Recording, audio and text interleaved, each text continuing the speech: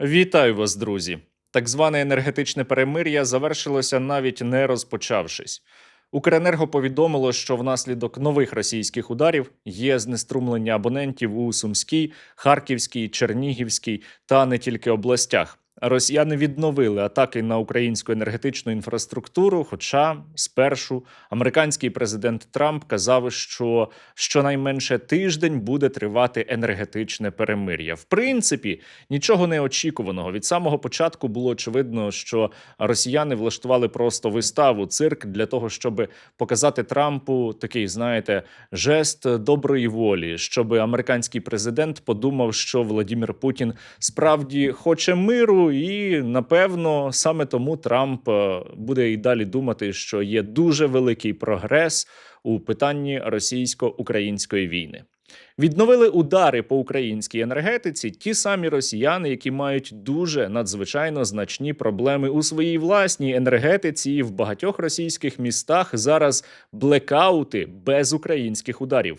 Так я хочу сказать, а физическая реальность какая? Мы в физической реальности можем столкнуться с физическим дефицитом электроэнергии. При цьому російські окупанти чудово усвідомлюють, що ударами по українській енергетичній інфраструктурі вони не зможуть змусити Україну здатися. Вони це дуже добре розуміють, але продовжують завдавати цих ударів саме для того, щоб завдати шкоди цивільному населенню, для того, щоб люди у містах страждали та замерзали, для того, щоб знущатися з українців.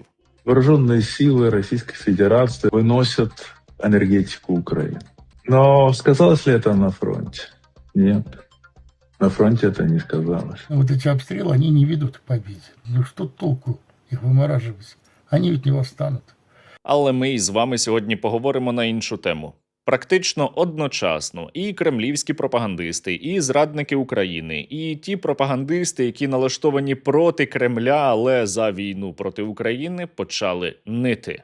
Описал ситуацию, в которой мы сейчас находимся. И она достаточно непростая. Ситуация может стать крайне тревожной. Удавка-то сужается. Деякі особливо попаяні росіяни настільки засмучені ситуацією у російсько-українській війні, що пророкують, що на так званій Росії наче як має початися громадянська війна. И то, что у нас внутренний взрыв будет, это вне всякого сомнения. Без большой крови уже, к сожалению, внутри не обойдется. І коли це відбудеться, це буде, звісно, прекрасно. Але до цього моменту іще далеко. Для того, щоб росіяни почали масово вбивати одне одного, вони мають програти російсько-українську війну.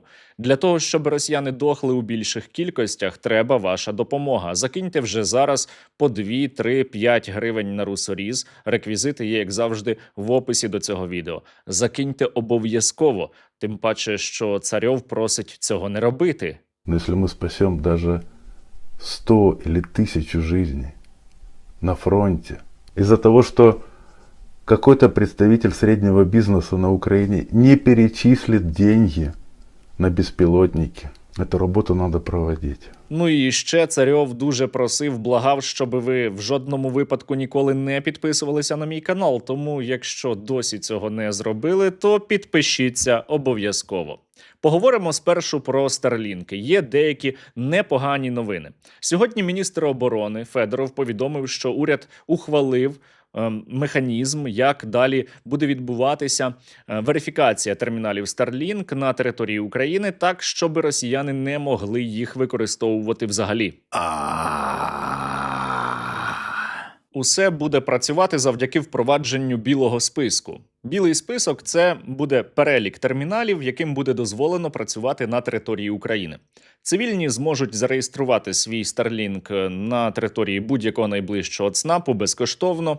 Бізнеси зможуть на порталі Дія зареєструвати свої термінали, а військові зможуть їх верифікувати через Дельту. І в такому випадку, коли все почне повноцінно працювати, росіяни більше не зможуть використовувати термінали Starlink для того, щоб ставити їх на свої керовані безпілотники і завдавати у режимі онлайн ударів по наших людях і по нашій інфраструктурі. Але не забувайте іще, що росіяни використовують термінали Starlink і на фронті. А це означає, що зі зв'язком неподалік від лінії бойового зіткнення у них додасться проблем. І це прекрасно. Ну і не дивно, що пропагандист Соловйов із цього згорів. Также хотел бы обратить ваше внимание на колоссальную любовь между Илоном Маском и мерзавцем, убийцей, вором и русофобом, действующим министром обороны Украины Федоровым. Поки російська армія могла використовувати старлінки для того, щоб атакувати Україну, то Соловйова усе влаштовувало. Як тільки почалися проблеми, то він закликав підірвати супутники Маска. Поэтому я не понимаю, почему, например, спутники Илона Маска не являются для нас законной целью. Один подрыв ядерного оружия в космосе, как я понимаю, довольно серьезно решает эту проблему. Загалом росіяни дуже засмучені останніми кадровими змінами у Міністерстві оборони України, і я маю їх засмутити іще більше, тому що це тільки початок. Попереду на них чекають дуже неприємні сюрпризи. В первую очередь это Федоров. То есть стоит задача резкое повышения эффективности Минобороны. А Федоров это как раз весьма зубастая акула, которая это может сделать. Ну и плюс Федоров это человек, безусловно, Запада. Щойно ви могли почути Максима Клімова, дружка Ігоря Гіркіна. На жаль, поки що Клімов не приєднався до нього у змаганні із сідання на тюремну пляшку. Клімов дуже давно розганяє зраду у російському інформаційному середовищі, і він переконаний, що Російська Федерація програє війну проти України, і далі на так звану Росію будуть чекати темні, тобто для нас із вами, прекрасні часи. Два подвыпивших человека. Там видно, что человек зоны СФО стоит, и представитель, так сказать, южный стоит. Вот разговаривают. И один говорит, так у нас уже когда начнется все, у нас там уже в схронах там накопано оружие лежит, и у нас тоже накопано и лежит. І я не просто так вирішив вам показати оцей фрагмент. Це насправді одна із багатьох причин, чому так звана Російська Федерація не хоче завершувати російсько-українську війну. Владимир Путін і його оточення чудово розуміють, що буде тоді, коли Росія зупиниться. Саме тому ця недобита імперія буде і далі воювати. Воювати постійно. Навіть якщо не тільки проти України, то одразу вона буде змушена почати війну і проти якоїсь іншої із країн Європи, для того, щоб ось оцей сценарій не відбувся. Ну, об оружии, которое на события, когда, если в случае резкого обострения военно-политической обстановки, то, соответственно, уже соответствующие группировки, они очень немало натащили. Вы имеете в виду внутри страны?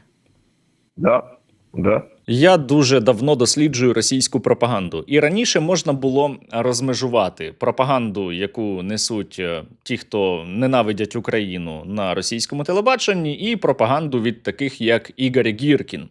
Тому що одні постійно казали, як все пропало, як все надзвичайно погано, а інші, я маю на увазі пропагандистів, які є на кремлівському телебаченні, казали, що ні, ви що, Російська Федерація постійно тільки перемагає. Так от, останнім часом, якщо послухати перших і других, то, в принципі, вони тепер говорять одне й те саме. Зокрема, у оцінках російської економіки.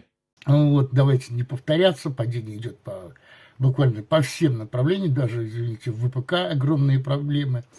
Есть цифры о том, что 25-й год беспрецедентно по количеству закрытых предприятий малого и среднего бизнеса и беспрецедентно низкая регистрация новых. Доходить до того, що кремлівські пропагандисти починають посягати на святе. Тобто на самого Владимира Путіна. Наприклад, Соловйов сказав, що на так званій Росії дуже великий рівень безробіття, і той, хто вважає інакше, просто не розуміє, не тямить нічого у питаннях економіки, а взагалі-то про низький рівень безробіття, тобто прямо протилежне тому, що озвучив Соловйов, говорив раніше Владимир Путін.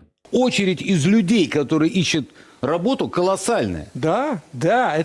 Они просто вообще не знают, что происходит в реальной экономике. Так у нас сохраняется рекордно низкий уровень безработицы – 2,2%. Через велику низку проблем, які росіяни сьогодні мають як у військовому, так і у економічному плані, російські пропагандисти останнім часом надзвичайно сумні. Особливо їм сумно стає, коли вони дивляться на геополітику, коли вони згадують, як зараз американці захоплюють їхні танкери, як зараз Сполучені Штати Америки тиснуть на режими, які є союзницькими для так званої Росії, і прогнози у них невтішні. Это же все против России, на самом деле. И Венесуэла, и Куба, и Иран. Смена режима на Кубе, они говорят, смена режима в Иране. Я вас уверяю, это все следующий этап будет смена режима в России. Особливо рознився тимчасово живий зрадник України Олег Царьов. Він вважає, що Російська Федерація не перемагає, тому що Російська Федерація казала, що має бути якась там денацифікація і демілітаризація України, а зараз росіяни постійно вимагають, аби Україна вивела свої війська зі своєї території, і переможці взагалі-то так не поводяться. Начинали с денацификации, демилитаризации. А сейчас у нас главный вопрос — вывод войск из Донбасса, и то их Зеленский не выводит. Но такими темпами освобождать один Донбасс, правильно сказал Трамп, это не один год, больше, чем год. Беззаперечно, наш ворог дуже сильний і має деякі успіхи у війні проти України. Але з іншого боку, повномасштабне вторгнення триває вже майже 4 роки. За ці майже 4 роки росіяни не наблизилися до реалізації своїх стратегічних цілей. За ці майже 4 роки росіяни добивають свою економіку і мають реальну кризу всередині своєї країни, яка буде тільки загострюватися. Але у той самий час вони відмовляються від пропозиції американського президента, дуже раціональної пропозиції зараз зупинитися, отримати економічні преференції, зняття санкцій тощо. Вони вирішують і далі воювати, бо вони переконані, що вони переможуть Україну. Совершенно очевидно, что факт военной победы очень важен, и он просматривается. І з огляду на це, усе, що зараз відбувається у так званому переговорному процесі, не можна називати інакше, як імітація. Росіяни імітують переговорний процес для однієї людини, для Дональда Трампа, для того, щоб він не почав раптом допомагати Україні. При цьому вони відкидають абсолютно усі мирні ініціативи і... З енергетичним перемир'ям, здається, ми з вами вже розібралися. Вони відкидають і будь-який інший формат припинення вогню. Перемирие, которого опять добивается Зеленский, хотя бы на 60 дней, а лучше подольше, оно нам неприемлемо. Росіяни – це хворі фанатики, які прагнуть за будь-яку ціну завоювати, знищити Україну. Навіть якщо вони цим самим можуть знищити і саму так звану Російську Федерацію.